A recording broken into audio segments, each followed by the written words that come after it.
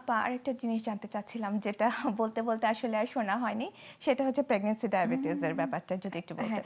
যেটা আমরা বলছিলাম যে প্রেগন্যান্সি ডায়াবেটিসের যেন না হয় সেজন্য আমরা যদি শুরু থেকেই যদি একটু সচেতন থাকি, ওই যে একটা আচ্ছা, বিষয় মাথায় কাজ করে যে প্রেগন্যান্সি মানে প্রচুর খেতে হবে, সো প্রচুর খাওয়ার বিষয়টা মাথা থেকে বাদ দিতে হবে। আচ্ছা, যতটুকু পারা যায় আননেসেসারি কার্বোহাইড্রেট ইনটেক কম করতে হবে, আননেসেসারি সুগারি আইটেম ইনটেক কম করতে হবে। সো এই কয়েকটা বিষয় যদি আমরা মাথায় রাখি তাহলে কিন্তু ওই প্রেগন্যান্সি ডায়াবেটিস আসার সম্ভাবনাটা খুবই কম। একটা হচ্ছে যে আচ্ছা। ফ্যামিলিতে বাবা মায়ের যদি থাকে তখন হয়তো বা কারো কারো জি, ক্ষেত্রে জি। প্রেগন্যান্সিতে জেনেটিক একটা ডায়াবেটিস দেখা ফ্যামিলি দেয়। হ্যাঁ, প্রেডিসপোজিশন যদি থাকেই। কারোর বাবা মায়ের থেকে থাকে তাকে তো আরো বেশি সচেতন থাকতে হবে আচ্ছা, সুগারি আইটেম খাওয়ার ব্যাপারে। সুতরাং আমার কাছে মনে হয় যে প্রেগন্যান্সির একদম ফার্স্ট ট্রাইমেস্টার থেকে যদি আমরা একটু সচেতন ভাবে বুঝে শুনে যদি খাই তাহলে কিন্তু মা ঠিক থাকবে, মা সুস্থ থাকবে, গর্ভস্থ শিশু ঠিক থাকবে এবং তার ওই যে হাইপার টেনশন, থাইরয়েড জনিত প্রবলেম, রক্ত শূন্যতা একটা খুব কমন একটা প্রবলেম দেখা যায়। এই প্রবলেমগুলো কখনোই পুরোটা প্রেগন্যান্সিতে দেখা যাবে না। আমার কাছে মনে হয় প্রেগন্যান্সি খুব সুন্দর একটা সময় এবং